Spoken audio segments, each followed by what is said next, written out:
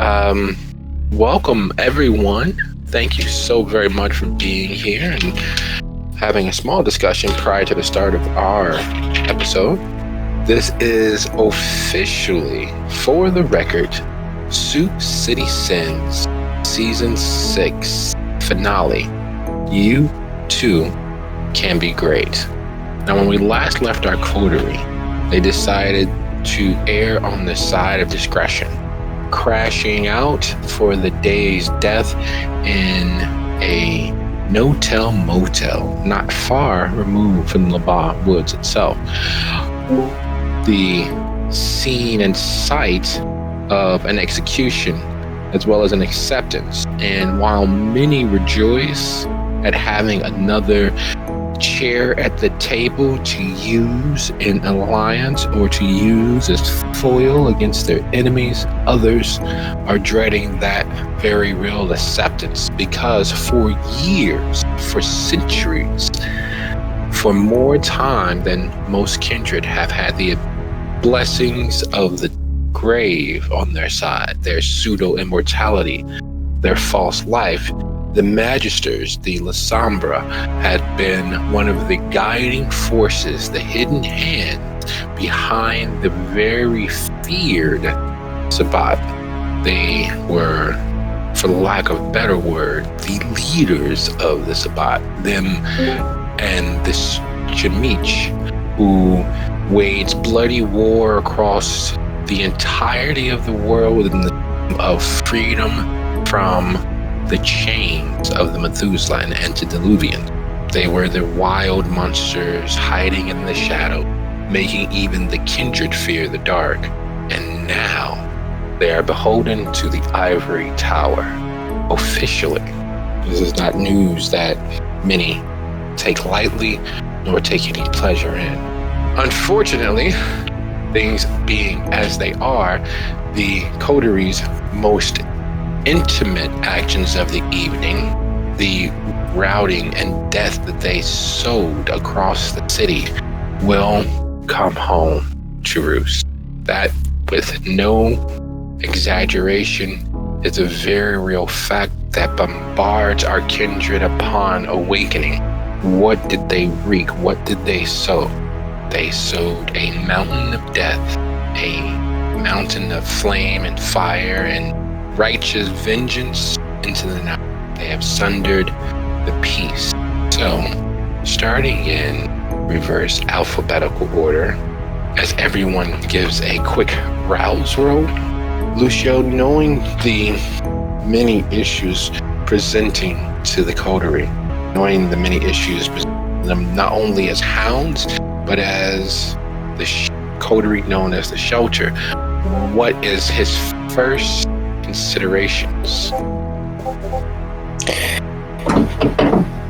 Knowing that time and the odds are against them, but also still considering what had happened last night, his first thought on his mind would be, we have to stop Laura. We have to find her. She's still out there planning something. She's definitely going to want revenge, and we shouldn't give her the chance to have it. No, you should not.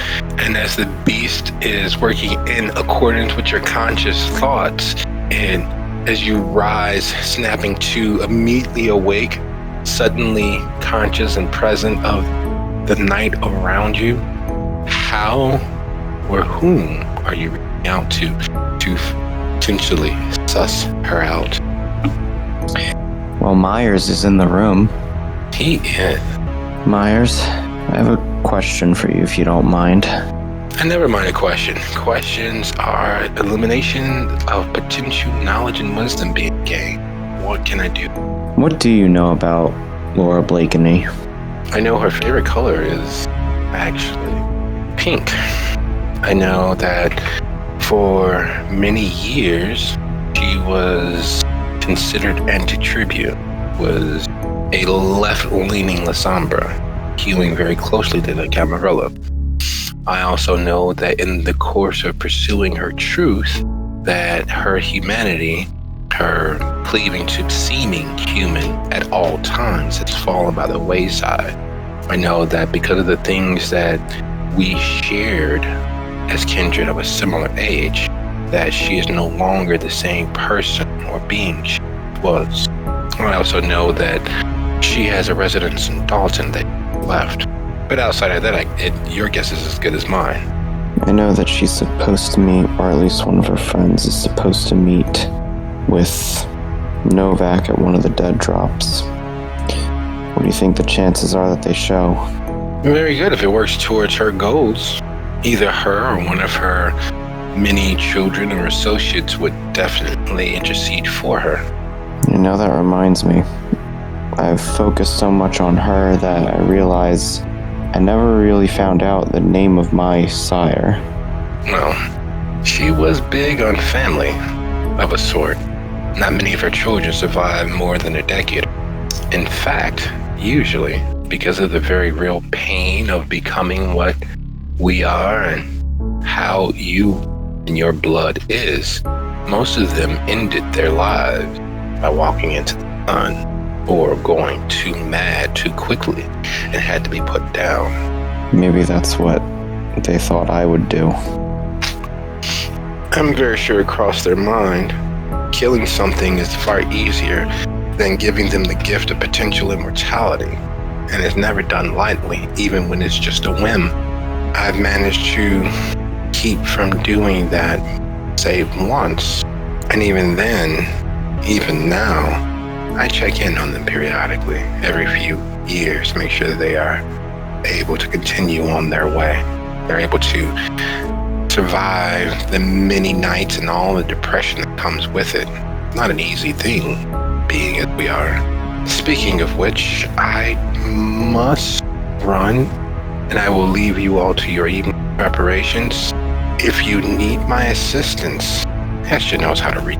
And with that, he leans over, placing a small kiss against the top of Hestia's head. Now, normally, Hestia was always one of the earlier risers. In this case, the moment that he lays a kiss against her forehead, her eyes flutter open.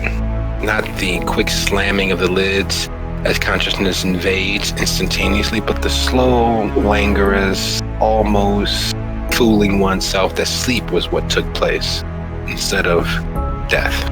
As you're arriving for the evening, as Meyer says he must be leaving, what are some of the first things on Hestia's mind? The first thing that happens is her lips form a pout when he says he's leaving. She knows he has to, though, so she reaches for him for a second, holds his hand, and then lets him go. Her next thoughts are needing to find out if everybody else in the other room is okay and ready to get moving. Excuse me, too much water. And you know what direction we're going in for the night.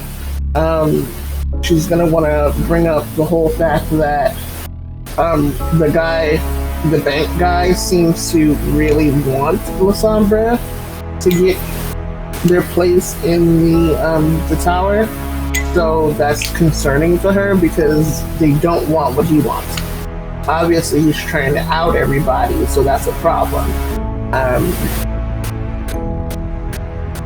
Yeah, so that's kind of where her thoughts are. She's like trying to parse what happened last night and seeing where they need to figure things out.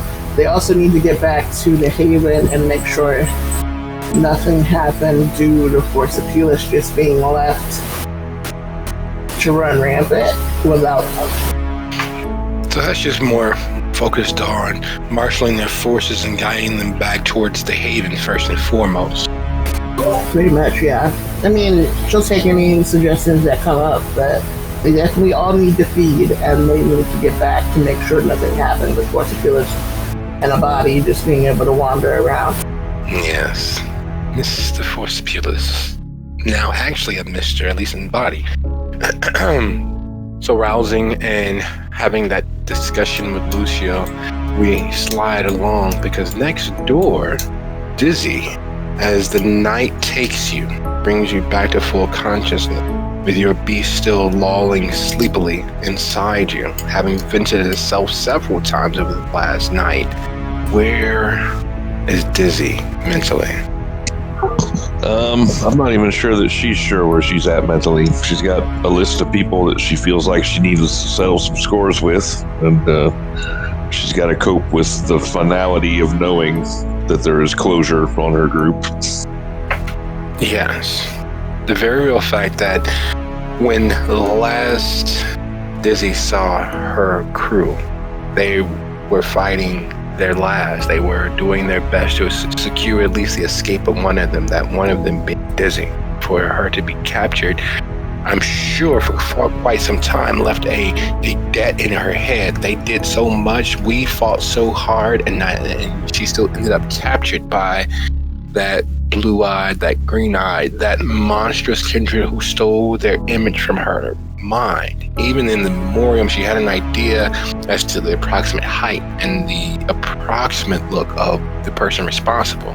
But sadly, and most accurately, that literally could have been anyone that fit that description, and there's quite a few of them through the city.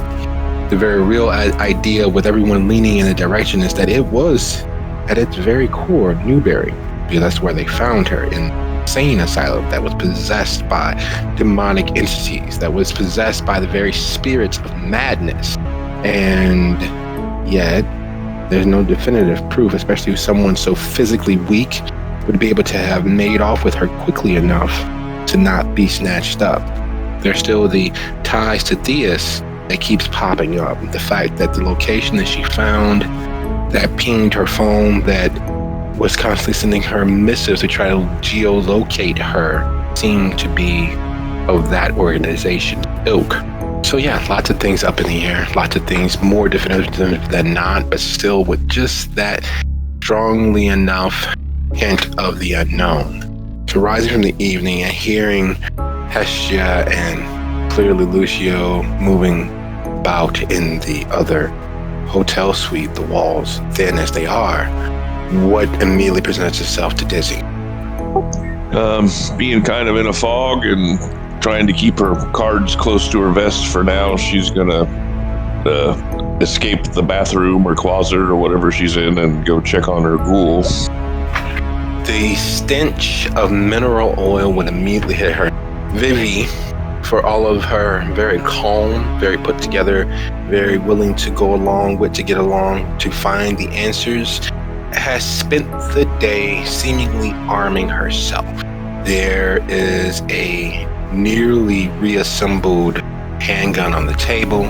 There's another laying in her lap, and as Dizzy swings open the door, she catches sight of a small flutter of movement, and you know for a fact there was a reach. There was a nearly slapping of the wood, draw down, and whatever the noise was. You are sure that in the time that they all died for the day, that Vivi did a few patrols, that she checked the perimeter, that she ensured there was no immediate or even accidental threat to them. Hey, did you sleep at all? You're funny, Chico. Of course I slept. No one can stay up for 24 hours and not expect to pass out eventually. And that's the worst thing. You sleep when you can. I guess. I know the blood does weird things, so... I mean, mostly good things to you, don't get me wrong, but weird things. Yeah, I'm not as tired as I normally would be right about now. This is when I hit my low period, no matter how much I sleep. But so far, I'm good. I do have a question, however. All right, I owe you a lot of answers, so go ahead. No, just a simple one. I noticed last night, but, you know, cops are cops. There's a detective car across the street that was the same detective car behind us last night at the woods. Coincidence is one thing, but there's no such thing as coincidence in the end. They didn't make any move. They haven't made a move yet, but there's a woman in the car, and I don't want to lie, but I could swear one of the times that I checked on her, she was sleeping in the trunk or in the back seat under a blanket. Oh, okay. Yeah, that's, is she still out there? Yeah, She's parked right across the street.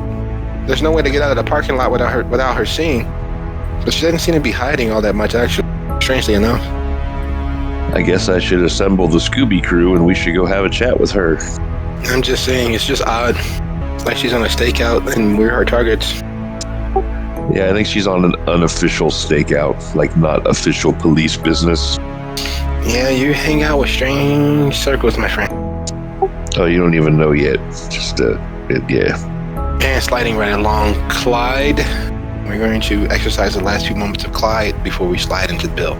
So, Clyde, with everything that shook loose last night, fire, the plans kicking off, the fact that the tower is accepting the fucking shadow monsters into its midst, where does that leave Clyde mentally? He's very paranoid about the prince and all the things that went down last night. Now with La Sombra, he's probably thinking that it's a very particular situation with all the darkness that comes with those people.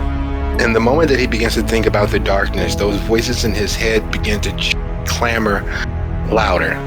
And in the midst of that clamoring, those 100 voices, those from the doctor to the shoemaker to the nurse to the monk to the child to that hoary, ravenous beast that hangs out with them and usually silences them, comes the voice of Newberry. You have missed several appointments. Should meet with me that we can discuss our plans moving forward. It is of some import that we discuss, that we suss out, that we cipher through. Now, there's been several times over Clyde's life where he's been simpatico with other members of his blood. Never has that connection felt so strongly, and while he heard it internally, he is sure that there's not been a broadcast, there hasn't been a pushing of anything out, but he is sure that he was not the only member of his blood that heard that or felt that connection. It was like a spark or running through a circuit that need to speak together. All right, Alex, we got you. Get some rest. Sorry, give me a second. You are cutting a little bit for me. I'm just gonna change to my computer because I was in my phone. Okay. Well, why, hi there. So the question... I listened, Newberry was saying something, but I missed most of the rest. Well, it literally boils down to, at this point, with that connection, with that circuit running rampant through the blood of Malkath, with that network being very loud and clearly broadcasting, as wakefulness takes full hold of him, what would be Clyde's immediate reaction, his most present thought? Would he attempt to meet with Newberry? Would he attempt to rally his coterie? No, he probably will go to speak to Newberry. Yeah. Okay. So Diz, as you rally Clyde and Alexander and begin to head next door to speak with Lucio and Hestia, is Dizzy supernally aware? Is she watchful and keeping tabs on everyone, or is she rogues everybody up to get next door to talk to Hestia and Lucio? Is there anything that she would be doing outside of that? Would she be super sneaky, super aware of everything going on, or focus on her task? Nah, she's not real good at not being seen, so she'll just go ahead and focus. All right, sounds like a plan. Now, Alex, before you get out of here, before we lay your head down for the evening, what you choose to reveal to your coterie members is entirely up to you. You've been in similar situations as this before. There is a pall over your head. You know what that means. You are beginning to listen to those urges and those drives.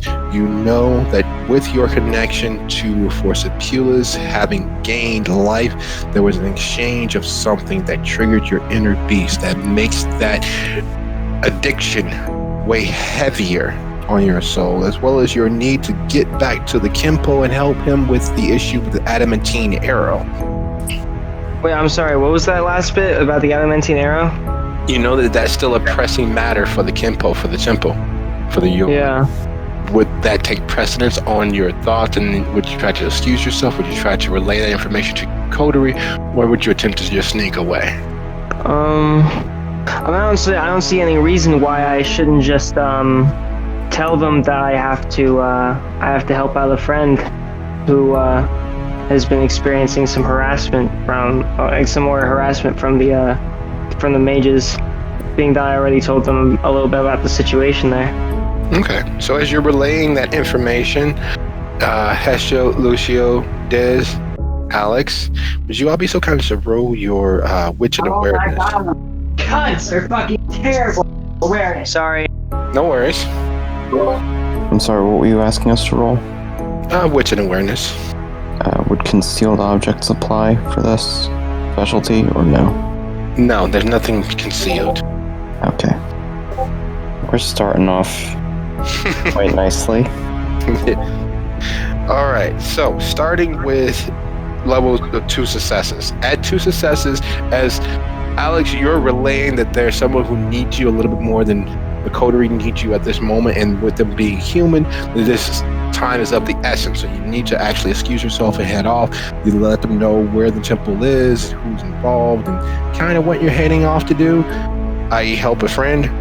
And you realize, Disney and Hestia realize that your coterie is 1 member short. Vivi and Arsenio being kind of sort of in the area kind of threw off the count temporarily, but you guys are 1 more short, not just Myers having left, but also 1 other member. Alex, at 3 successes, you remember exactly when he disappeared. You all entered the door, and as the door was closing, Clyde slipped out, disappeared. He vanished, his footsteps sounding all too non-existent, and he was gone. So not much more than him clearly having other things pops into your head. However, Lucio, it is infuriatingly clear that the moment the door closed, Clyde wasn't with you, and the last time Clyde wasn't with you, while you guys haven't heard the fallout from it, but you know for a fact his plan was to destroy the Hyde Park Chantry. The time before that, when Clyde slipped away, there was a family dead. The time before that, when Clyde slipped away, you all got videographic information of a kindred that he has set off. The time before that, you, Simone, rushed to the beach to help him clean up a crime scene. Why would this be different? Guys, it's happening again. Clyde is gone. Something terrible is about to happen. This always happens. We should probably stop him. Or is he already gone? Yes, he is surprisingly quick, stealthy, and silent, and he is gone. Well, you didn't let me kill him last night, so I'm blaming this on you. You know what? Fair enough. But if he burns down another chantry, then I guess that's on me this time. Oh my god, what could he possibly do now? What's left to destroy? When you guys figure out where he is, go ahead and give me a call. We can see about working out what to do this time, because he can't keep sneaking away and blowing up shit. Agreed. We have to put a bell on him or something, or a leash. Yeah, I wasn't gonna say the leash, putting a leash on Octavian. I wasn't gonna say that, but there might be some merit to that idea. Anyway, yeah, hope you guys find them. Good luck on your journey. Thanks. And exiting stage left, even Alex disappears off into the night, his mind focused on making sure that as little chaos from whatever the adamantine arrow are attempting and whatever the judges that his Kimpo, his abbot, brought to bear, and whether he can wrangle them from their natural inclination, it seems to be the arbiters of others' continued existence. There's a lot of balls in the air, and he wants to make sure that they're actually being juggled the right way. hopefully not leading to other things being completely ended, other humans, no matter how special they may seem. And so Alex exits. While that is happening, Dizzy, you brought everyone together to relay information? Yeah, so we've been being watched all day by, I think you said there was a thin blood with the cops that interrogated you there. Yeah, she wasn't too happy when I mentioned the symbol that's been getting painted all over the city. She kind of blanched and ducked out. Yeah, she was following us yesterday, and now she's, I guess, according to Vivi here, she's been in the parking lot all day, just sleeping in the trunk and under a blanket. She's still there. Vivi, who was taking up a position at the window once you all entered into Lucio and Hescha's room. She's not exactly there anymore. She's leaving. She's clearly following somebody else. One of us, I guess. Oh shit, she's gonna follow Alex. We need to grab her. I'm ready. Let's do this. So, I'm never really good at shadowing folks, especially not in a van, but I'll do my best. Unless somebody else is better at driving than me. Arsenio? How far have they gotten? She ain't that far. I can almost see it from here. Vivi says from the window. Would it be possible to blink that close, or is it too far? Are you going to try to blink to her car, rip her out? Yep. While that is a lovely image, and I would love to play that scene out, unfortunately, with her moving as quickly as she is, it's not quite possible. However, trailing her in the van is remaining hidden, however, it may not be, depending on who's driving, who has the best driving skill. That would probably be Arsenio, to be honest. Yeah, I only have one. Oh, you have a dot? Yeah. I also only have one, so Arsenio it is. Alright, well, that being the case, let's see what fate has in store for Arsenio. His target number. Let's see how he does. That one. Alright. Well, fate has other things in store for you all. And as you all trundle down to the van, loading up fairly quickly, moving like surprisingly a well-oiled machine, you all trail the unmarked police car, strangely enough, south towards the loop, through the north side of Chicago, skirting through the various neighborhoods, moving left and right, east and west, growing closer and closer to the center of downtown. While this is happening, Bill, business has been down roughly 25%, and that's not counting all of the many many customers you've had. It seems as if Sephora, in her urge to get rid of competition, to work competition out, has caused a ripple effect, a swimming away of potential customers, and people have been sourcing their own very much needed blood and pate. You need clout. You need something that will help boost and try, though you might not to be a little jealous, not to be a little upset. The name Mr. Darcy keeps coming up. You've heard from Janice about this Lucio and how him and Martin were clearly starting an enterprise. You've heard from several of the ushers at Sephora Central Theater just off of Cermak speak on the fact that this new nobody of a kindred was able to have several private audiences with Sephora. While, yeah, Martin's a respected individual, he's not part of the company. He doesn't help move any product. He does favors here and there, but there's no reason why that should deserve special treatment. Yet, lo and behold, the ships of the line, the average dealers like yourself, have been shorted. Business is drying up. Some nobody is getting special treatment. And then you mixing that with the very real gossip mill and rumor mill as to the shelter and their crazy actions Something needs to be done. Conversations need to be had. Money needs to be made up. There's a certain minimum that you have grown accustomed to. Still there? Bill? Sorry, I was muted. Yes. He probably does he know about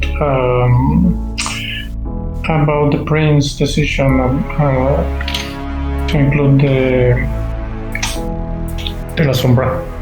Oh yeah, that's making all the rounds. That's all anyone is quickly and easily talking about. It's easy to get them to move, talk about other things if with a little leading.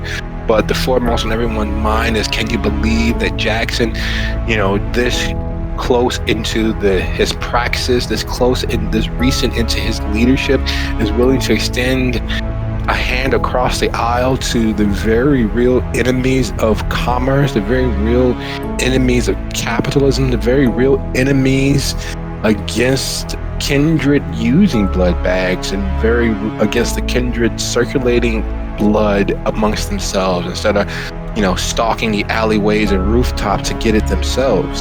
The Sabbat were all about vampires being vampires at any and all costs. And here Jackson is bringing in the very real enemy to the network set up. Can I get a hold of Eddie Wu? Getting a hold of Eddie? Sure. Yeah, it's easy as a phone call. Unlike most of the other kindred, he really does keep a cell phone on him.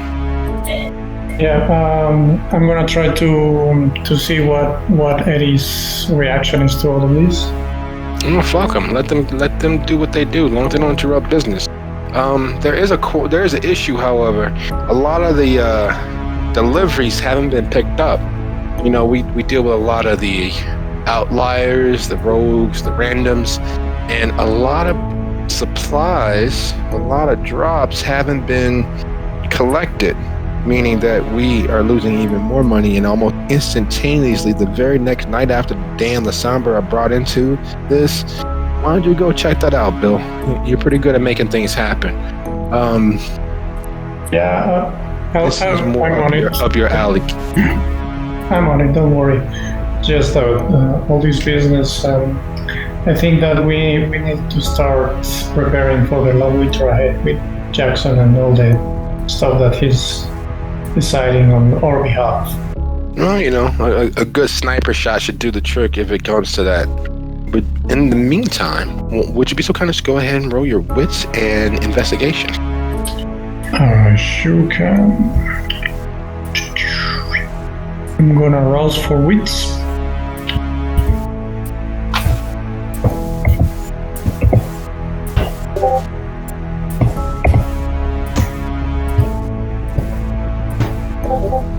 Four successes. Look at that. You are the man.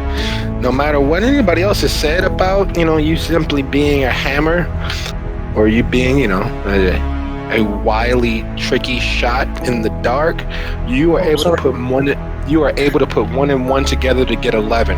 And sorry, I should have rolled 4 instead of 6.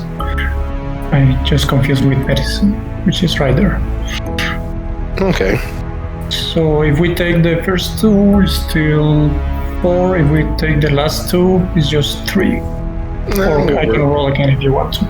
Nah, it's fine. We'll work with it. It's still within your purview. Bill is an extraordinarily lucky individual, and a very focused one, it seems.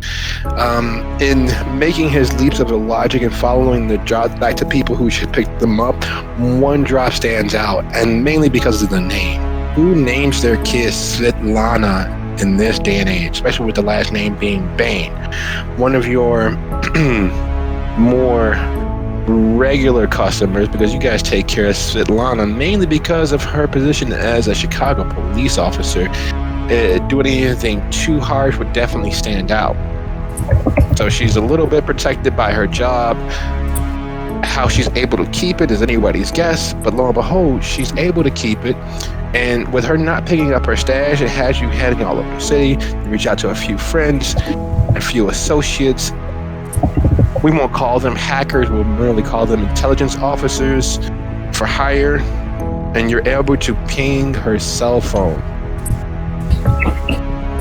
So you ping her cell phone and you head in that same general direction as to her cell phone moving. You follow in behind it, look between it and the road ahead of you, trying to pick out where she is. It's clearly she's moving at some speed, but meaning car or bus. Definitely not on a train, otherwise you could have picked her up at any of the other stops, but she's moving her way through the downtown area.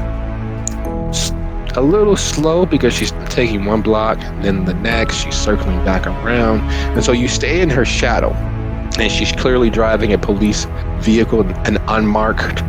It's not a Crown Vic, it's actually just one of the Fords that they have been using recently, but it is clearly an unmarked police vehicle. She's clearly following someone. You find yourself at outside of a hospital, outside of a mental hospital. You know it's a mental hospital because, well, it says so on the sign, but it doesn't seem like the sort of place where cops usually hang out inside, yet she's making her way in. Yeah, I'm gonna try to follow her at a reasonable distance.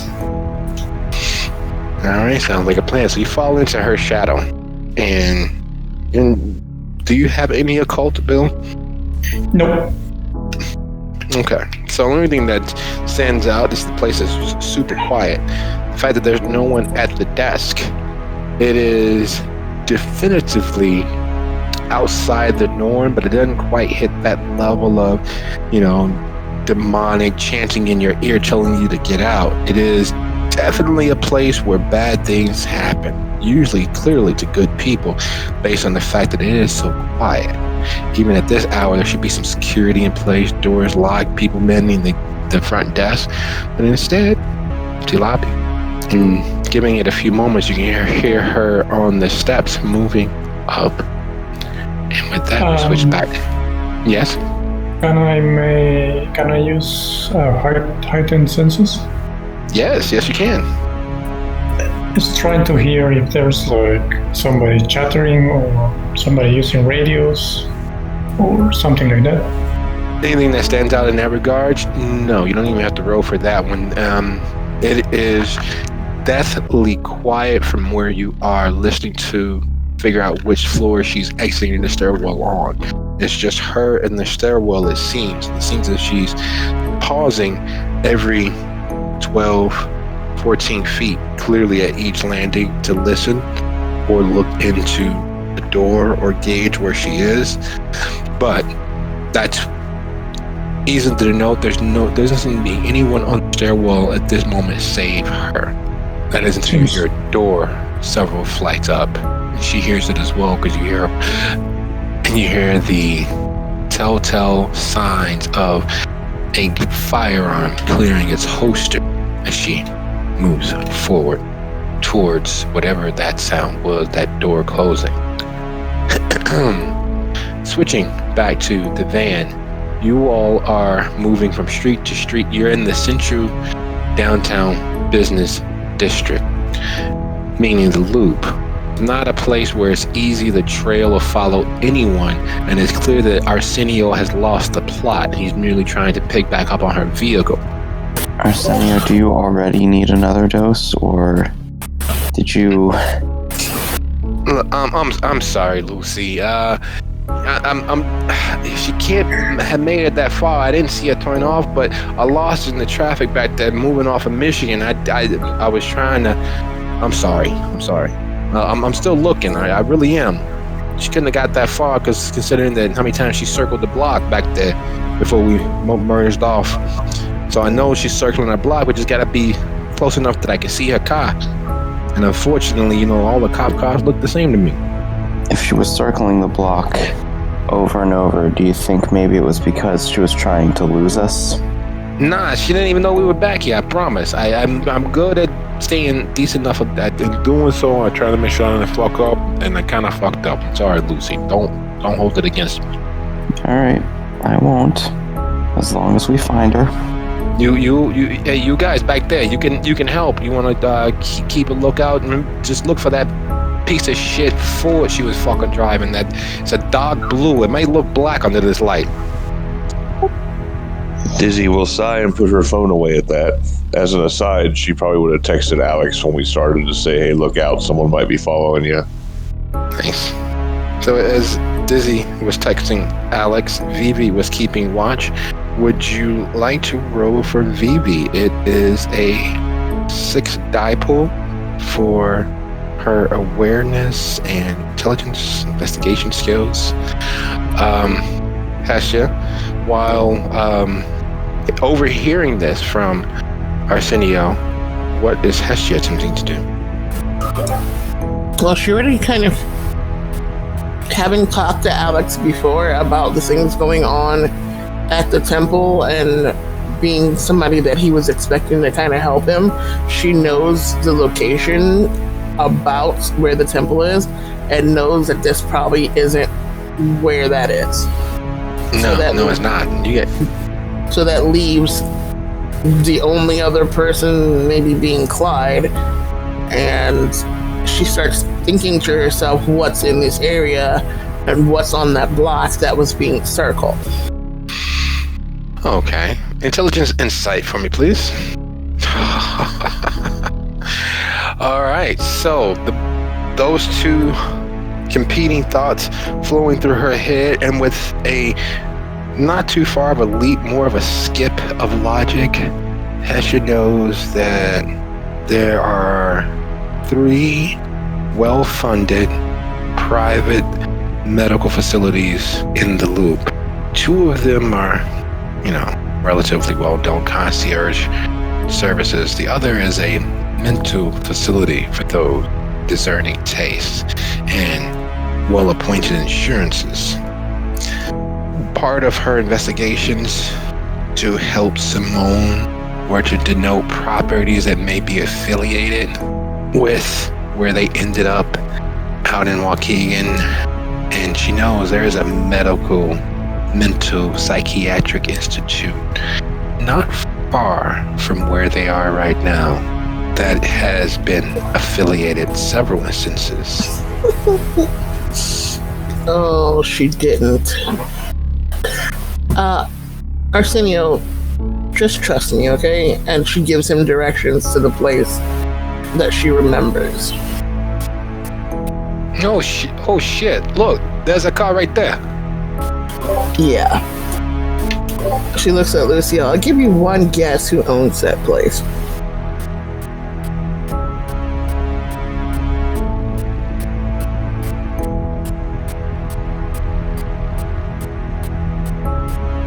I'll bite. Who?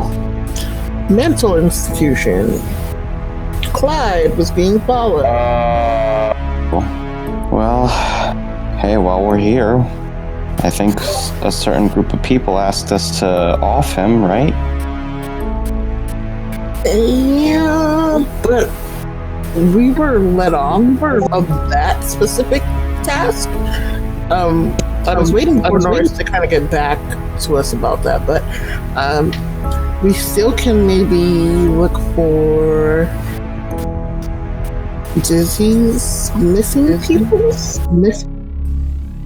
That was the guy that screamed no like a child, wasn't it? Yeah. Yes. I'm fairly sure he's the one that took me, so fucking pull over, I'll go kill his ass.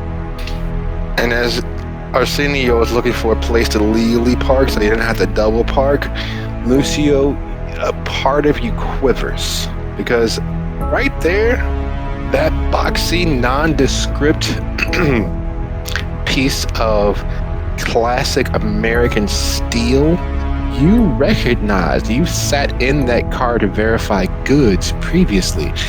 That car has been the recipient of several thousands of your dollars, at least the owner of it has, in the many months from your being embraced until you and the shelter officially got things firing on all cylinders. Wait a second. What the fuck is he doing here? What are you talking about? That he's following the cop, Arsenio says. Is it a family reunion? No, it's It's an old dealer. What the fuck is he doing here? Alright, one way or another, we gotta figure out what the hell's going on here. Bunch of birds with one stone, it seems like. Yay, stones. Better known as rocks.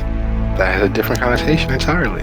As you all find a parking space, Arsenio swings into, is just inside the delivery zone, and you can see him mentally firing on all cylinders, doing the massive computations of the chances of some well-meaning meter maid clocking overtime to give you guys a ticket. We should be okay right here, but the city's always hungry for money. If you have to move, please don't go far, and text us that you're moving, just in case we need to escape. Oh, you don't want me to go with you? Okay, well, here. And then he pulls out, Lucio, he's always been a nice revolver guy. When did he pick up a semi-automatic? He's always a revolver, a nice little 38, a 45, even 22. But this is a 10 millimeter semi-automatic. That makes no sense for his style. Why is he upgrading and adding more weapons? And he hands it across. One of you guys take this. It's clean. I ain't got no bodies yet. So if you need to put down some work, you can, This is some impressive shit you've got here. Hey, don't blame me. Blame the chica back there. You two been trading arms? And I'm gonna hand the gun to... Well, Dizzy has her gun, so I'll hand it to Hestia, because I also have a gun. It's not like we're training, but he was supposed to... I thought he was hoping, so I gave him some of my information, and he had the money, so... She's wincing and kind of holding it between two fingers out, like, I don't need a gun. Remember, I can kill people from far away without one.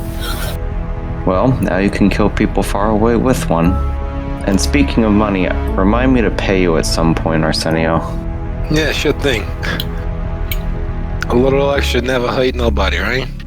As you all leave the van, making your way to the doorway of the facility, those of you with occult, would you be so kind as to go ahead and roll for wits plus occult? Dizzy, are you taking Vivi with you, or are you leaving her to help Arsenio with the escape, potentially? I'll leave her to keep the path clear, because she's not going to be any help if this comes to blows, so. And would you be so kind as to roll your wits and awareness for me, Dizzy? Oh, all right. So, all right. You guys have been in worse positions. Just as little as yesterday, you were in a worse position. There was more physical harm tinged with the supernatural aspect that you had been involved with just yesterday. However, this place is off the charts. It's like going home again. That very same feeling you all had in the Psychiatric Institute where you all found Dizzy permeates and pervades the very air. It is as if whoever and whatever is in this place has been working overtime to challenge the very real feel of despair. You know without a shadow of a doubt that in this place, beings like Forsipulus and Blue would have a field day, and you're sure that other spirits are as well. To say that everyone is struggling with the feel of chill in the air, the touch of the other side brushing less than gently up against your psyches would be an understatement. You all, even though there's nothing present where you are, you can feel those things you witnessed previously crawling up out of the shadows, out of the depths. Lucio, you felt a similar instance when you met Blue. The wealth of death and despair congealing into near physical form just out of sight of everyone who's present. And you see the tall, strong back of Bill as you all enter. Bill, as you're standing there listening to what floor she's getting off of, following that door closing up above you, 5 stories, you would guess. You hear the pitter-patter of feet opening the door and walking in behind you. What is it that you all do?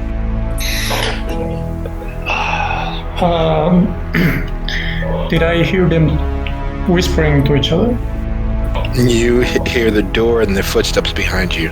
Okay. They were talking they were talking in the van. Well, I'm guessing that behind a door is better than on the open field, so I'm gonna try to make it to the door that the Svetlana lady went into. So you're moving away from the outer door and footsteps behind you. Yep. Since I don't know who they are, maybe they are with the lady. Okay. So you think that you're flanked and you're going to move into the stairwell. Moving into the stairwell, no matter, unless of course you're supernally quiet, you know that she may very well hear you. After all, your customers are your customers because, well, blood.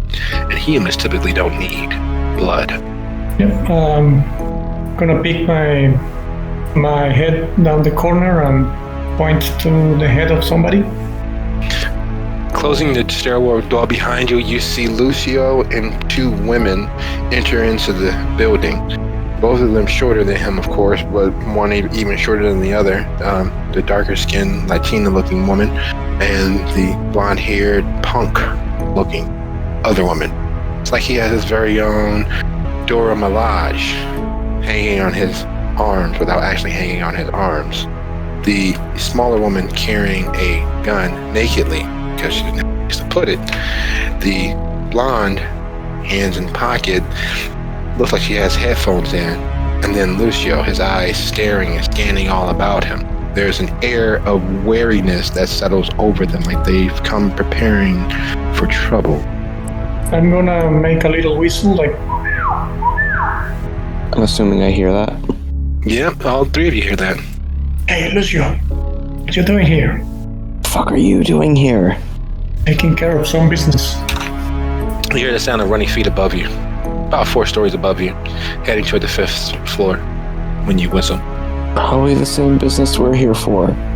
Let's go. Shit, she's moving. Oh, you're after her too. All right. Okay. Let's go upstairs. All right. Nope. Well, follow your lead then. Let's go. You all hear that exchange between Lucio and the... Bill, would you be so kind as to go ahead and describe yourself for me, please? Yeah, he's 40-something, 50-something guy. Graying hair on his head. He's kind of rugged, not particularly ugly, not particularly attractive. It's around 6 foot, 150 something pounds, so average build, and he's wearing very, very sensible jeans, probably some construction boots, and a suede jacket that has it's obviously very old, but he tries to keep it up in some good conditions. You can see some patches over here and there. You all see Lucio speaking with that gentleman as you all head toward the stairwell. It's taken that you guys are keeping pace with Lucio. Yes. Yep. The thing is, and this is the real overwhelming aspect of this particular well-appointed building, because the marble is real, the gold inlay is probably as real, the very sumptuousness of the decor is probably real as well. But you all were there at the asylum where when you all headed upstairs, the last thing that was ingrained to your retinas was the sight of Simone having graphically, violently, and messily turned the attendance into a combination of Picasso Pollock paintings spread across the floor of the office.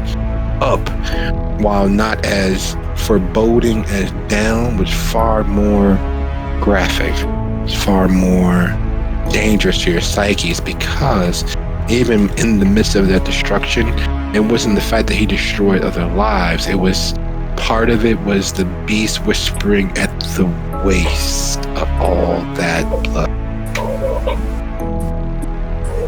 So as you all, this building should be teeming with at least some patients and some orderlies, but there's nobody here. Something isn't right.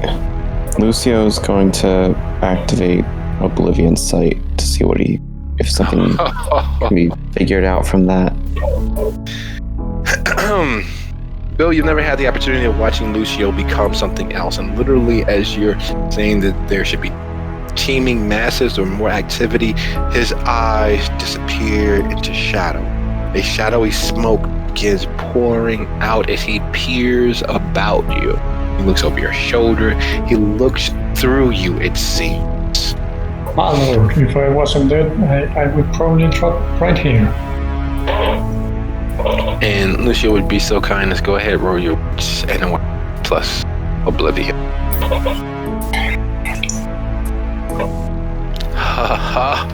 All right. That being the case, would you be guys so kind as to roll your unspent willpower? You need 3 successes. My unspent willpower, I think that's 7 currently. Strong of will and just enough to hang on. You peer into the void around you, and the many voices inside Clyde's head become visible to you. Now, if it was just the voices that he associated with, just the 100 or so beings that exist within him, it would be another matter entirely. However, it is not just the echoes of that madness. It is not just Clyde's madness. It is the madness of every spiritual entity that has existed in this place. And this place has been here for over a century. And they're all clamoring for your attention, as it seems as if you can, unlike the rest, see them. You can see the state of being that they're in. You can see how the madness of the patience has infected the spirits, how their despair has taken physical form. You see skinless yet anatomically correct beings moving down the hall towards you. Their viscera and blood, and you realize it's not that they're skinless, but they are in fact turned inside out. You see their nerve pulsing and their arteries pumping that ectoplasmic blood from the other side. You see the very real manifestations of alcoholism and drug use, and painters and teachers, and you see parents beating invisible spiritual children. It is a cacophony, a kaleidoscope of spiritual and physical madness. Given overwhelming would be an understatement. What the fuck happened here? Happened? No. Happening. You smell delicious. You hear whispering into you. Look to your left, and there's Hestia and Dizzy. There's also an out-of-shape, elderly woman. She has a tattoo on her left arm, starts with an L in a series of numbers, and she's in her dressing gown. And as she looks at you, her blue eyes take on a hint of amber. Places like this wouldn't exist. People like you. Where's all the patients? Like always, you all consume them. You leeches. Hestia, Dizzy, you've seen Lucio shift states before, shift into living shadow. But what he's doing now, speaking into the emptiness between you all, is something else. Bill, you always knew that he, like most of your customers, would eventually go a little crazy. from need or not being able to pay. But this is something else entirely. He's talking to nothing right in front of you. But I know it's not nothing because I was there at the other asylum. I know what's probably on the other side, which is why I haven't decided to look at what's on the other side. I will just look at Hestia questioningly and whisper, sausage demons? Yeah. Them and anything else we may or may not have killed recently. That would be a lot. Yeah. When Hestia and Dizzy began speaking with each other, very whispered, just beneath your notice, Lucio, you can't hear exactly what they're saying. The woman that you're speaking to looks at them, specifically at Hestia and you, with the greatest of malice. Bill, with them pausing and whispering amongst themselves, is there anything you want to say? Where's Svetlana about now? 5th floor. You guys have pretty much another round of moving stealthily and stalkily up the stairs. There is clearly some interference or something else triggering Lucio. I look at Dizzy and tell her, 5th floor. You're taking him, pointing at Lucio. What was that? He says 5th floor, and make the number 5 with his hand, and then ask you if you are taking Lucio, and points at him. Because he's kind of in a trance or something. I'll look at Hestia. Is there a way to snap him out of this? Yeah, but it's a little dangerous, so I think we should just move him with us, and whatever it is that's got his attention will either follow or not. So He's not going to freak out if I pick him up, is he? no. But I'm right here if he does. Then she will reach out with one finger and touch his shoulder lightly and jump back a little bit, just in case. And if he doesn't react, then she will pick him up. Lucio, you're hearing the conversation. It's like listening to conversations at once. While the overwhelming spiritual malfeasance of this building is manifesting all around you, and there are literally hundreds of never living and once living things near at hand, the spiritual resonance of it, having connected with the Shadowlands, gives it near physical form. You know that it, instead of getting lesser as you all move up the stairwell, that it is getting greater. This isn't right. What has Newberry been doing to this place? Oh, unfortunately, it is all too obvious. He has been doing whatever it is that he wanted to, without check or balance or any hope for a continued existence of these people. And speak of the devil and he shall appear, at least in proxy. The very real fact that you all are following Svetlana Bain, i.e. one of the 3 children of the dusk who works with or around the police, a very high paying asset to the Capone gang's dealers, because of 1, it approximates the police, and 2, the fact that she has a consistent job as well as information from that job. And you hear a scream coming from the 5th floor. It is shrill and piercing and stabs like daggers in your ears. And then we shift our gaze. Clyde, having met with the others of your ilk that have come to your group therapy, if someone were to attempt to rush in with a Molotov and an assault rifle to burn and shoot you all up, what would be your first response? Who's here besides Newberry? It's like random Malkavians? Yeah, your group members, your group therapy members.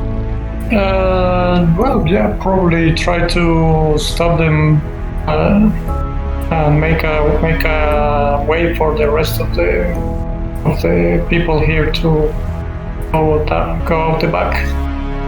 The person that broke through the doors, what would be the worst opponent for Clyde to deal with? Wearing sunglasses and fire so you can't catch their eyes. What's the worst image of that person?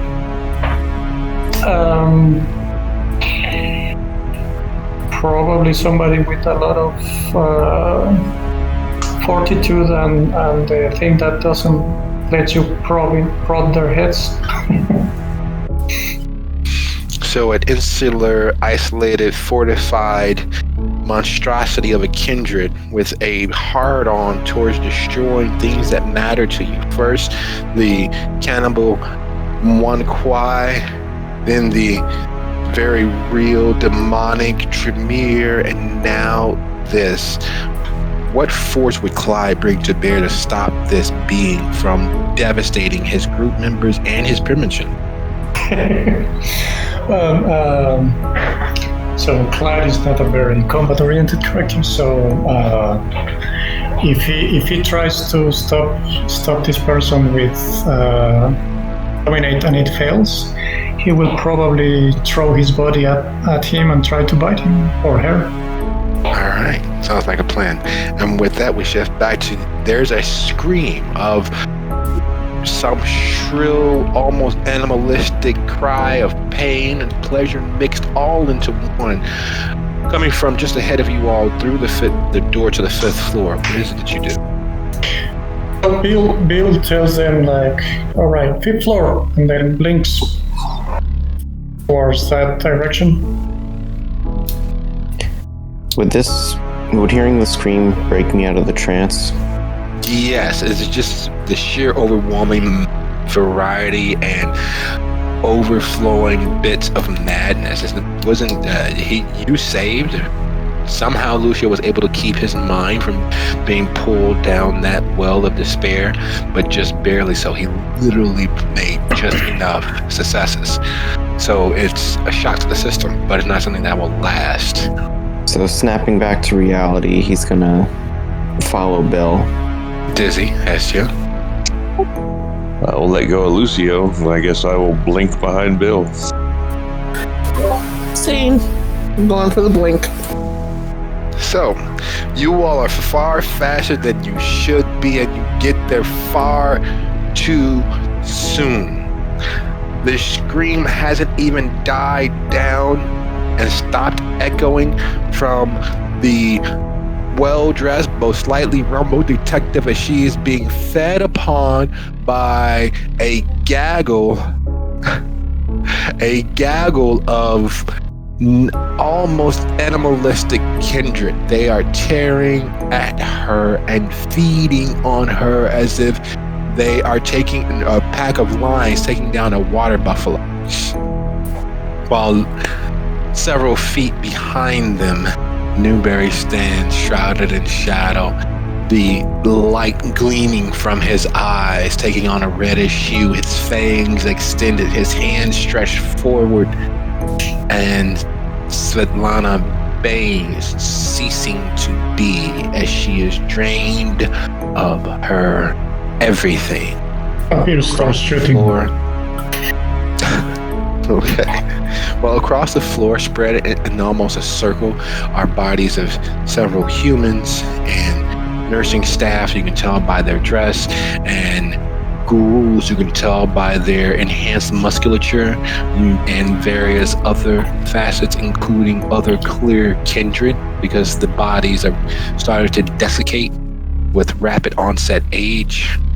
And Bill, what are you shooting at? The 6 kindred feeding on Svetlana, or the Malkavian primogen standing roughly 20 feet behind them in shadow?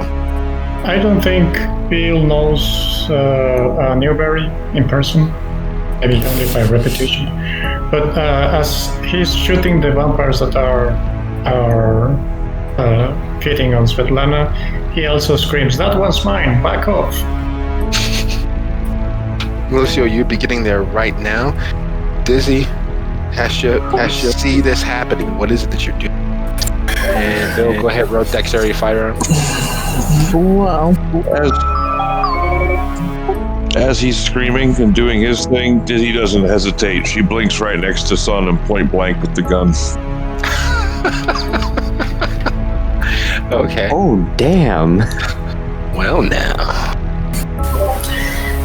Well, see, the thing I was going to do is the phone is going to come out and I am going to get proof so we don't get in trouble for what we're about to have to do. Proof. All right. Well, that being the case, Diz, it will be a contested roll because he does see you too late to actually do anything about it. But you get your dexterity, firearm plus celerity.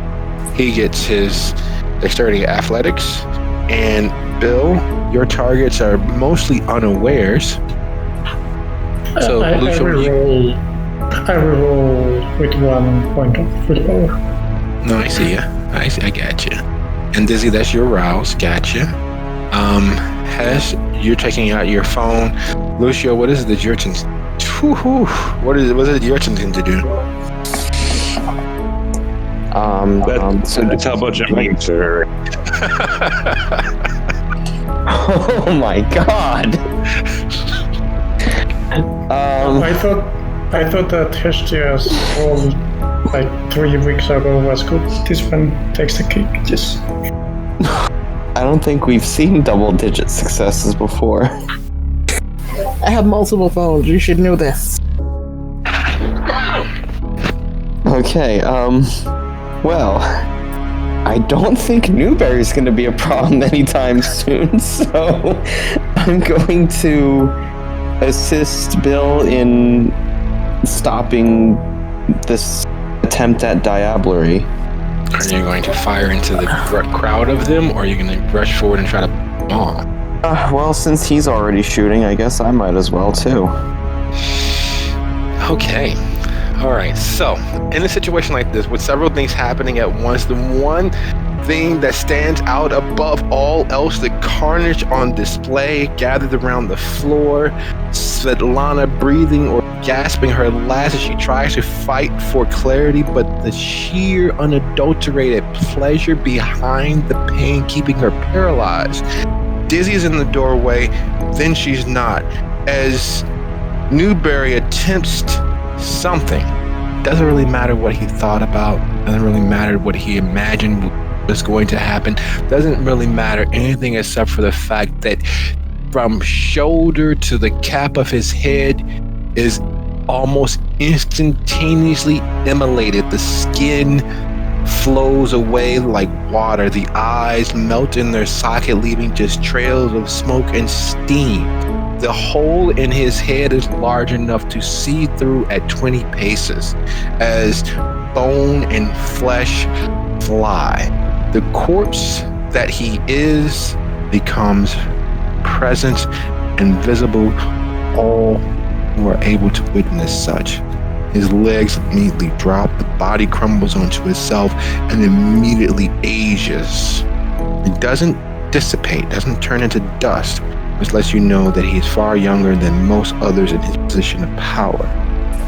But a 100-year-old corpse is still a 100-year-old corpse.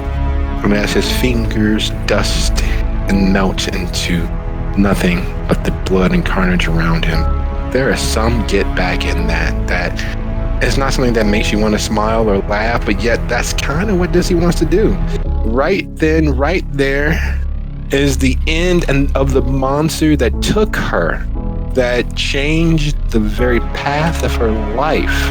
And while she may not get those moments back exactly, while she may have to suffer with that memory, aren't you lucky? Over and over, at least this monster will not be able to do it again. And as he drops into ash, she looks down at him and says, "Now who's lucky, motherfucker?" Well, now. So, in the process of that, what I would hope have happened is Hestia goes for the phone, Dizzy blinks over, and just before she pulls the trigger, I'm not going to stop her, obviously, because, it needs to happen, but Hestia brings the phone up, swings it through the room, and shouts above the din, for the crimes of diablerie and breaking the masquerade, Jason Newberry, you're sentenced to death," and then she blows him up. Unfortunately, Blink works a little bit faster than that, and Anger's a little faster than that. So while getting that speech out, Newberry ceases to be. However, in panning the camera across the room, the impact of Bill's shot and the impact of Lucio's shot as they hit the gaggle and group of kindred feeding on Svetlana. Everyone roll, except for Dizzy, you're a little bit busy. Roll wits and awareness. Well, not Bill either. Well, Bill, you didn't know anybody except for Svetlana. Ooh, it's another matter entirely. Well, now. In the midst of the feeding pool, in the midst of the school of mad Malkavians feeding like piranha, there amidst them all is Clyde. Recollection dawns on Lucio as he realizes Svetlana has been a victim, just like you all and would have been victims, and just like they were clearly victims. But hunger is hunger, madness having been the driver of this moment. As bullets tear through Clyde, he realizes that Lucio is at the door, Hestia is at the door, Dizzy is at the door behind the monster that attempted to come in here and kill them all, just like all the other monsters they've put down tonight. Clyde, as Mariana, one of his group therapy members, falls in pain, holding her side, crying like a baby. Literally, she's taking on the voice of a baby. "Oh my goodness, please don't kill her." Oh, you realize your coterie, your members are at the door. You realize that the monster you were feeding on is a brunette-haired, wayfish woman with a gun and a Chicago police badge. In this moment of clarity, what would Clyde? I'm guessing he looks at the corpse of Newberry and the rest of the corpses here, and he just says, "Motherfucker!" And he stands up and try to pick up the rest of the Malkavians that are there. What happened here? What are you doing here? Clyde, every goddamn time you slip away, something horrible happens. We were being attacked. They never stopped coming. And Lucio, in that explanation, in that moment, in that sheer truth and horror that comes with that, he remembers what it was like standing in the flow of Newberry's madness, and him, Simone, and Julius pulled Newberry back from the edge, and he was presented with lived in his worst moment of death for what couldn't have been longer than 40 seconds, but seemed like forever. And while Simone wasn't forthcoming with what he felt or what he experienced, Julius was. You all did speak about in that moment how painful it was to live through that moment of death, to be pushed to that limit. And if Newberry could do that in a near mindless state, what could he have done over the last few months purposely? Clyde, there was no enemy. Newberry's been manipulating you all. It was Sanche and the Chinese guys, and then she came in. It was Newberry. He did this to you over God only knows how long. I don't understand. They were there. I swear they were there. They weren't. They never were. He hangs his head, then kind of wipes his face from the blood of all these people here. All these people, All of them. Sorry. Are there people in the basement? Do you know? Last thing I remember was picking up and then this. He points with his hands.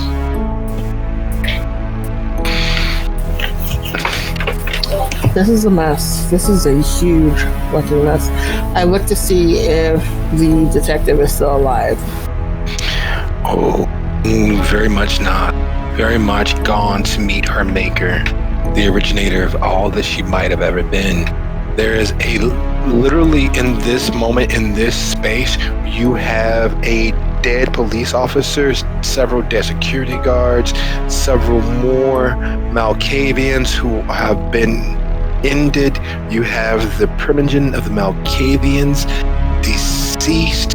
You have blood splatter and viscera all over the floor, and you all are here with video information showing Clyde and the other Malkavians feeding on a Chicago police officer.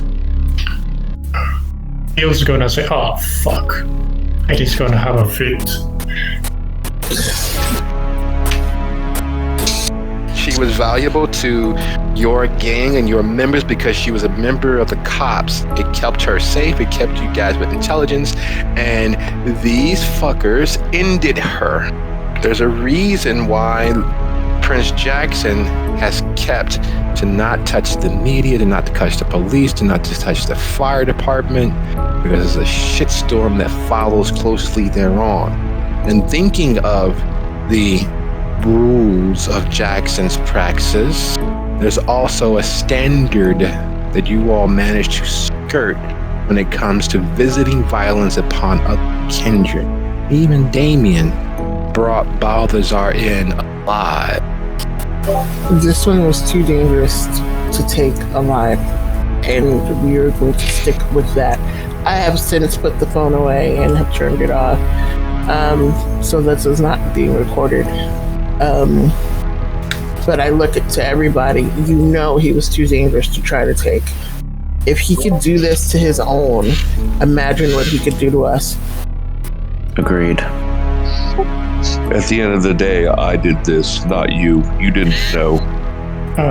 Bill looks at Lucio and says, "Damn, you're rolling with some heavies." Yeah. Now, what are you doing here? I haven't seen you in months. Svetlana, she was with us, and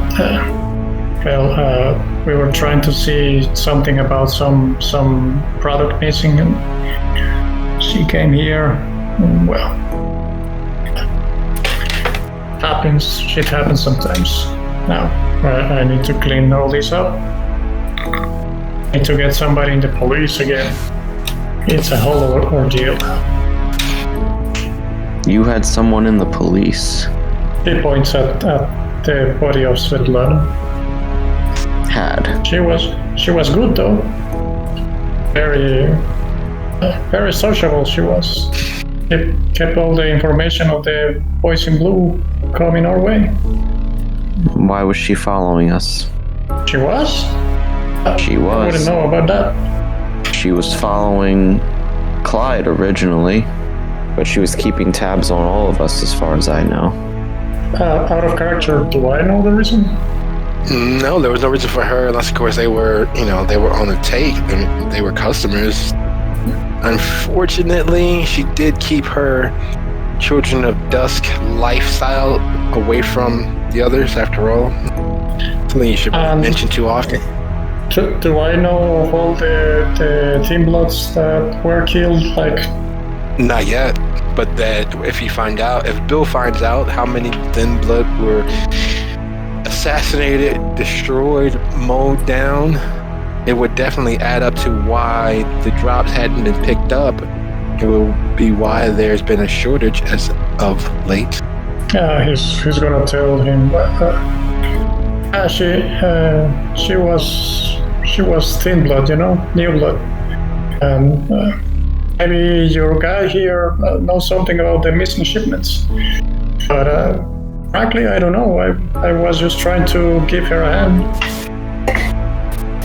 Well, you two figure that whole situation out, and we decide exactly how we are going to clean up this mess, and whether we should or not involve Damien and the other hounds in this mess. Dizzy, why don't we go to the basement and see if there are any other people that need to be let out? That sounds good.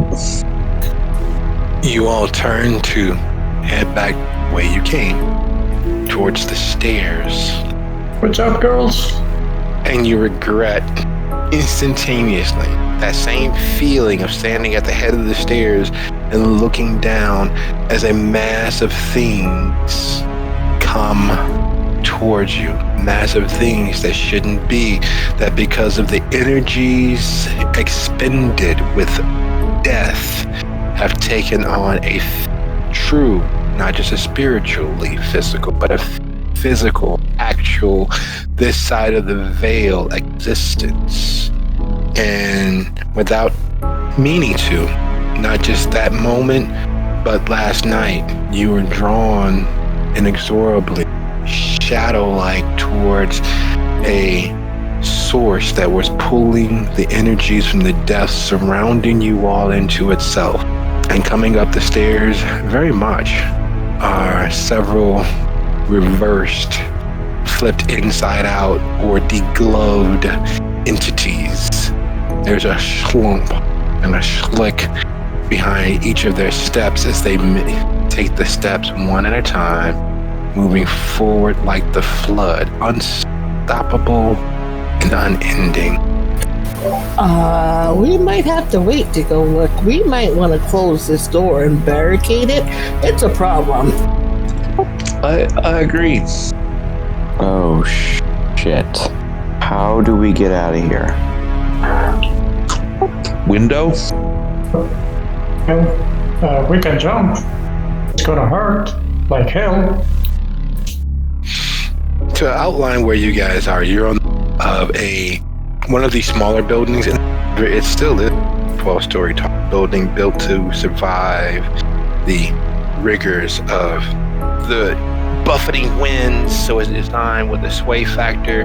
It is glass that is designed to withstand the elements, so it would require a total strength potence successes of 6 to get through it. Firearm damage, of course, lends towards that if that's what you're going to try. There's also the fact that the walls are designed to keep people in, not to necessarily keep people out. So it's not going to be as simple as just opening the window. Correct. It was a mental facility before this evening. The clear-cut plan of those with criminal intentions know what this is. It's literally the owner of a building setting fire to his building and collecting insurance. What was being done here may not be as simple as just lighting a match and making it seem like someone else did it, but that's effectively what Newberry was about. He was burning down this operation. He was ending this and going to collect the insurance for it, i.e. he was clearly to start over or worse. The Lasombra being accepted into the tower clearly pushed him that last few feet right on over the deep end. Okay, so is there space between the stairwell and the place that we ended up? And is there a door between the stairwell and the place we ended up? There is a door at the stairwell. There's a long hall that leads to the room you all are in, group therapy room. So there are chairs and tables, but the tables are all along the side walls. The circle of chairs for the therapy session are formed in a half circle, clearly some of them knocked over as the attending members leap to defend each other from the monsters that were coming in. And is there another set of stairs, or is this the only stairs up and down out of this building? And that's the only stairwell up and down. You guys didn't get a chance to explore the building. Okay, so what I'm going to do is I'm going to start grabbing table and dragging them towards the stairwell and making a freaking barricade. While that's going on, I'm going to get to work on the window. Bill, Dizzy, you see this what both Hestia and Lucio are moving towards to accomplish. What is it that you guys are doing? Probably more helpful making an exit. I'm gonna. So, looking at Dizzy, what's your name? What's that? He asked for your name. This is Dizzy. You think you can do to those windows what you did to the old guy? I mean, I'd rather not waste the ammo. I might be able to just punch through it. All right, that being the case, I say we jump. Hestia, go ahead, roll strength and craft. You need 2 successes. And who's rolling, Lucio or Dizzy? Basically, whoever has the highest pool of strength, potence, and brawl should make the roll, and then the assistive person would add either their full potent or half their strength and brawl to that die. Okay. So my potence is 2, and I have a total in that pool of 6. My strength and brawl, if I don't rouse, is only going to be 2 dice, but I have a potence of 3. So then I roll and you add potence. That sounds like our best option.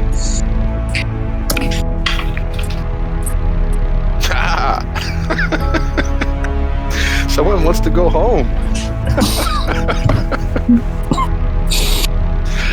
All right, so several things happen as they always do in situations like this. Hestia's grabbing the tables and sliding them down the hallway. She's moving quickly as she can while carrying the SX weight.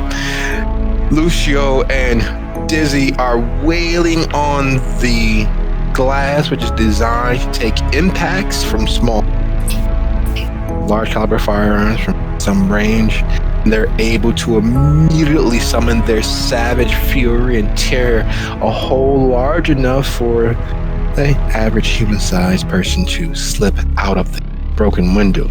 Carrying the tables, as she has one jammed against the door and sliding the other into place, Hestia is thrown back as the doors are kicked off their hinges. They're not even trying to open it, they're trying to knock the down.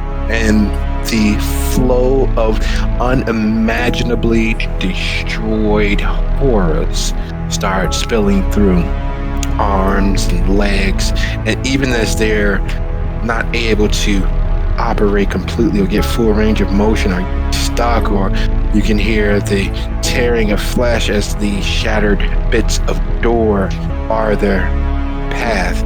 They keep moving forward, which makes the destroyed, desiccated, very wet forms all the worse for taking damage. They come forward. Bill, in your living days, the largest movies that you was Mero's Day of the Living Dead. That's what it looks like, but worse. They're wet and fresh. And then the cool air rushing through the window behind you. Is it that you're moving alphabetical? I'm gonna try to scale my way down, and if that doesn't work, just jump. So you immediately jump the line and start climbing out the window. Go ahead, roll dexterity. Strength and athletics as you crawl down, attempt to crawl down the building. Dizzy? I'm going to whip out my phone and call BB and see if they can move the van to the side of the building that we're coming out of. Okay. Nice call. Was my acrobatics specialty counts for the roll? What's your specialty in acrobatics? I'm sorry.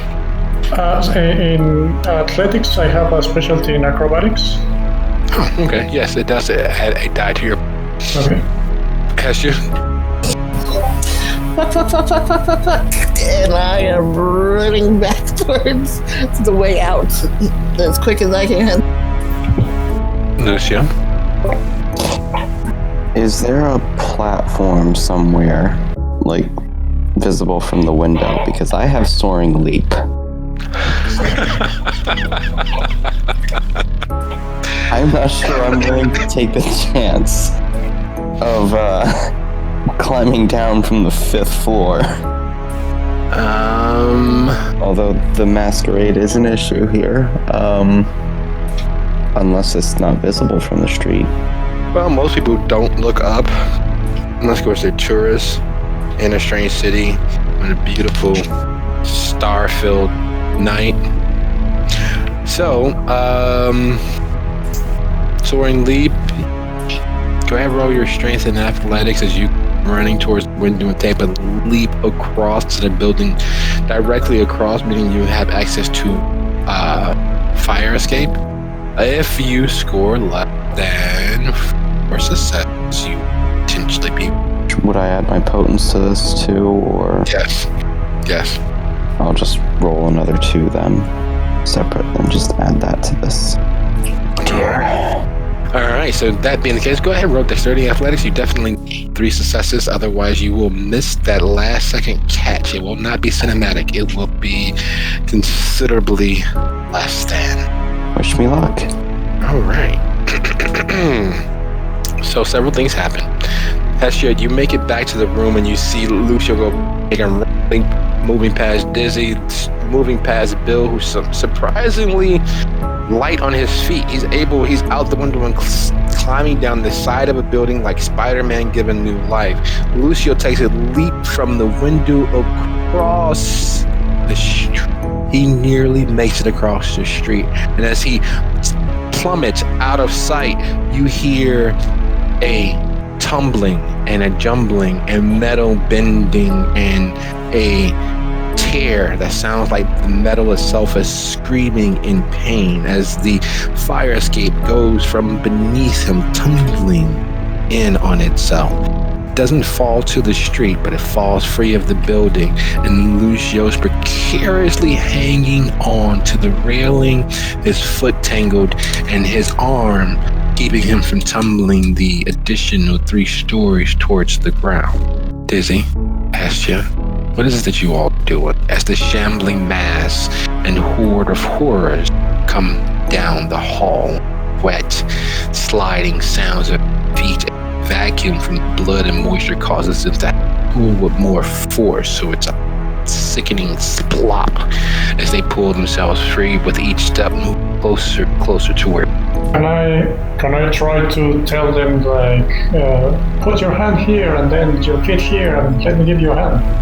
Something like that. You can. I scream, come on, I got you. It's not that hard. I look at Hestia and tell her to go. I'll go last. Maybe aim for the van. I'm looking for Clyde. Where did he go? Because he was in here and hadn't made any sort of decision as to what to do before this all popped off. So we need to either make sure that he's coming with us for later punishment, or that, something, because he's around here somewhere. Yeah, he is. He's around here somewhere with monsters, with the shambling mass of horrors caused by his primogen, caused by his brothers and sisters, caused by him potentially. Who's to say?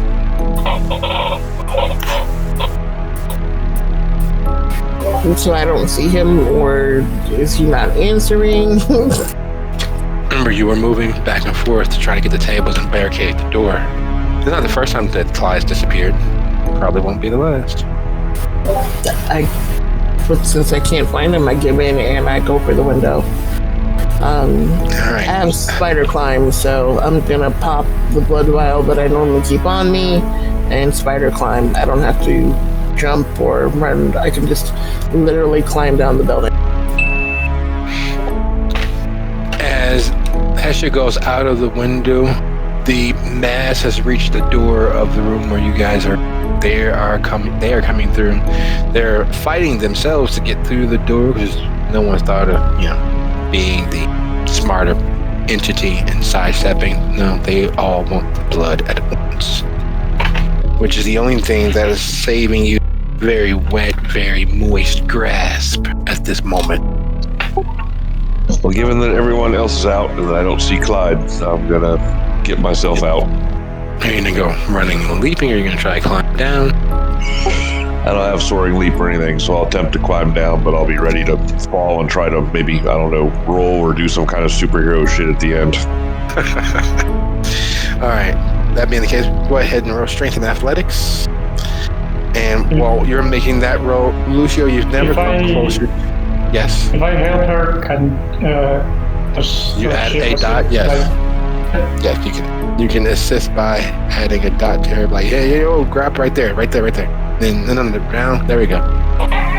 So, giving assistance from an expert climber at this point. Lucio, you've never come as close as you have to sprawling and becoming a wet stain on the sidewalk. While the leap in and of itself was supernally impressive, you're sure that anyone who was near would most likely have seen it. Not only would they have seen it, they probably have their phones out in this day and age, and the added damage that you've caused to this fire escape is surely to catch someone's attention. Oh yeah, I was there. I was looking at the window when that happened. What is it that you're attempting to do? Hide my face first and foremost. And second, find a way to get unstuck and to the ground without dying. All right. So, means you're not under any immediate duress physically. Getting unstuck is not a matter at all. Making it down the fire escape without it falling completely is kind of sort of built to last, if not for, the 180 plus pound cannonball landing against it sure would have held a little bit longer. So again, not that huge of an issue. Nothing requiring a roll, because even taking a half on this means that while slower than leaping to the ground, you definitely would make it. As you all make it to the van, it is not with any pleasure at all that you hear in the distance, in the very near distance, echoing out of that building, the sound of howl. You, Hestia, have heard that specific howl. Lucio, you've heard that specific howl before, and you're immediately taken back to the disco as Chasha tore through most of the guests who made it downstairs under the fallen away floor. As at the Haven, as you all got rid of her body, that same howl echoing through the spirit world. And while the hope was that the spirit would rest at peace, it is clear that Chasha has chosen God. Based on what we know about how they move, I know it sounds absolutely freaking crazy to want to know, but if they've all moved upstairs to attack what they thought was in the room, would there be a way to get back in and get to the basement? Logically, nothing's impossible. Tactically, that's entirely up to you. What do you think tactically would be the best use of your abilities and your troop coterie? Because Lucio didn't explain much of what he saw, except for he seemed overwhelmed by the sheer weight and multitude. There's this feeling she's having though, because they found Dizzy at the other one, and if Newberry was about to do what they all feel like he was about to do, and what it's obvious he was about to do, it's making her feel like there's something they need to go check the basement. She's not gonna feel like justice was done until they check the basement. So that's what's going on in her head. What is Well, I mean, obviously she's saying that out loud as she's thinking it. I'm drawn to the basement. It feels like it's pulling me, and he wouldn't just leave them like this. They either moved whoever was there, or they're still there, and we need to find out one way or the other. Yeah, but we can live to fight another day. Go ahead. We've cut the head off the snake. There's no more. Information is power, so if you want to go down there, I can go behind you. She definitely turns to look at Dizzy.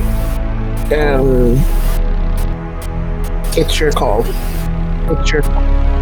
I mean, I get it. No one's got more to gain or lose by going down there than I do. But I mean, is it safe? Who else is coming here?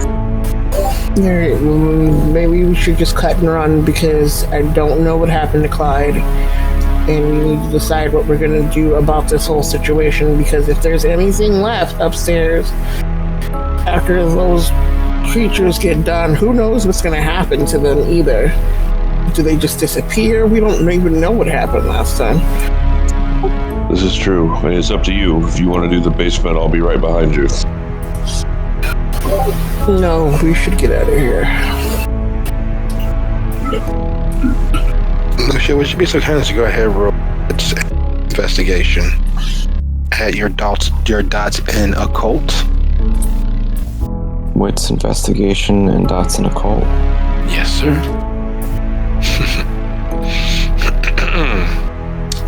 If the intelligence you all have received over the last few months of 2020, the summer since the disco, and your experiences thus far, I believe Don Castiglione and his family, Pudinesca, the Cappadocians, deal in the dead.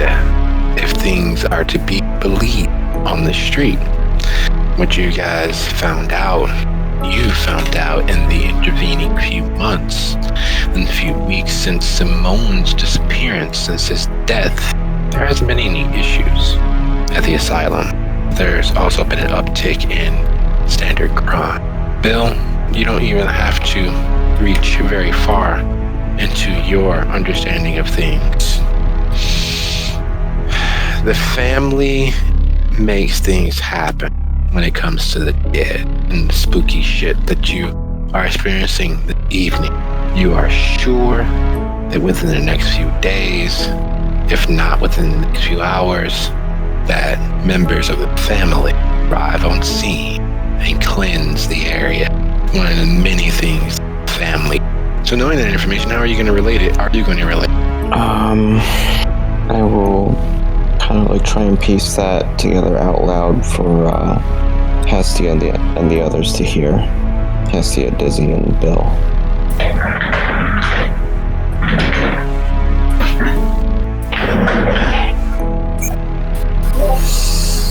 Well, if they're coming, we definitely need to not be here. We are not ready to go head-to-head with him yet. Yeah, this is not the time. As you all come to that realization, come to that decision, and decide to exercise the better part of valor,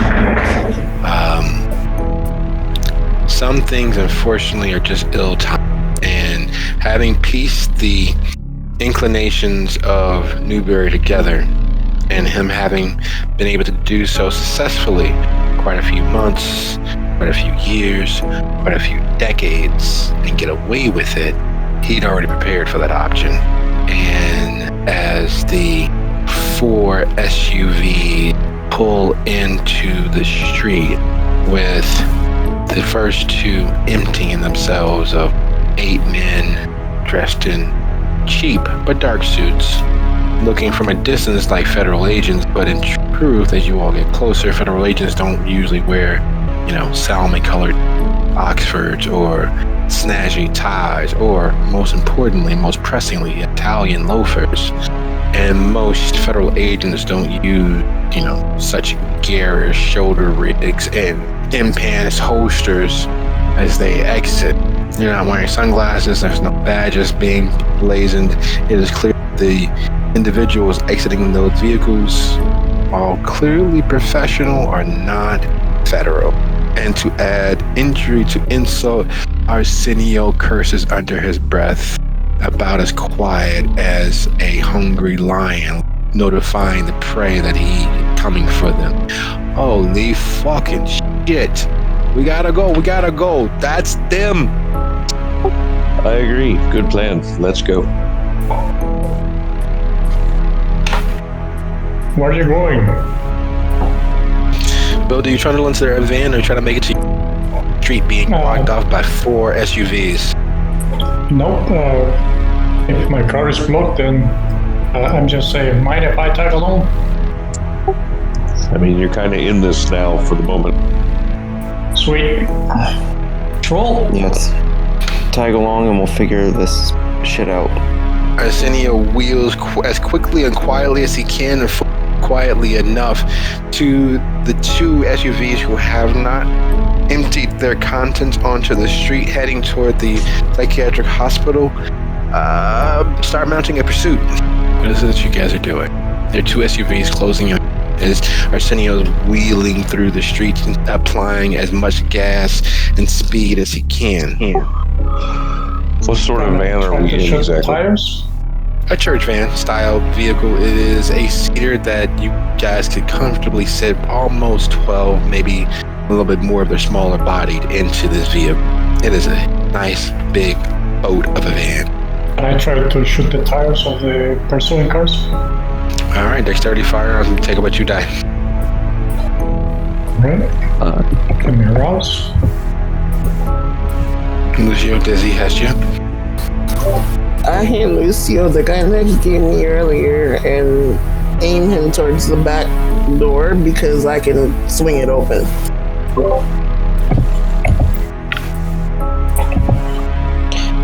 Out of character, just so I understand who they are. Did Arsenio mean that they are with? He make a Stiglione Tori. Yeah, that's what I thought. See, I didn't know if we want to piss them off right now or not, but I guess we don't have a choice. So I will try and shoot the tires as well, along with Bill. He'll kind of go out of the window with half of his body and then shoots at the tires. All right, Lucian, go ahead and give that a fire from the hip. Nice dexterity and firearms. Let me see what the result is. 5,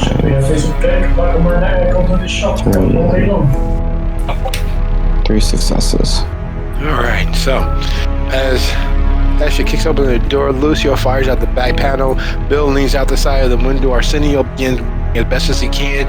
The tires go exploding upon themselves. The SUVs smack into each other and to the cars on either side of the street. As you all make it off and away from this area, Arsenio wheels you first up and over, down around Michigan or to upper onto 41, and you guys speed towards your haven. One, to return the van because, HV shelter is still emblazoned and side of the van. And two, because, defensible position if shit comes, push comes to shove. As you all make it back to the shelter, and he wheels you into the parking garage as he's been clearly mounting and thinking of the best places to, if necessary, enter into a gunfight. Vivi, of course, backing that play because she's good with gun, well, decent in a while. She's better at, insertions and exfiltrations. But anyway, that's another matter entirely. What is it that you guys are planning? Do you know those guys? They're not the sort I typically hang out with. I'm more worried about who called them. Well, you're right on that. Well, in any insurance scam, there is some plotting and planning beforehand. Before you all arrived, it's clear that Newberry had every intention of pretty much cleaning things best possible. With the video information that Clyde was points can be pointed toward the Primogen first and foremost, though, it's still your word versus anyone else's at the point, not that there's anyone else to speak on it. With no exaggeration, it is clear that open season has begun. You all have, as a unit, as a team, as a family, as a familia, you all have put the kibosh on Truth in the Dusk, kicked the hornet's nest of the 1Y, engaged in a minor shootout with the Castiglione Tories, who are part of the outfit, who are a sub-level of several other entities, and you've ended the Primogen of the Malkavians in Chicago. It's been a great week. It's been a great few days, and more is yet to come. But as you all settle in, preparing for whatever it is you're going to do with the onslaught or oncoming individuals heading in your directions, I want to bid you adieu. I will see you all, those of you who can make it next week for the epilogue. and we will keep abreast via posts that will be an open play going forward. Everyone has encapsulation and has an idea. So I'll have a few prompts up once I get the episode up and going. But again, good night, everybody. See you guys around. Good night, everyone. Thank you. Thanks for the Good night. session. I'll see you all in a few weeks. All right. Thanks all.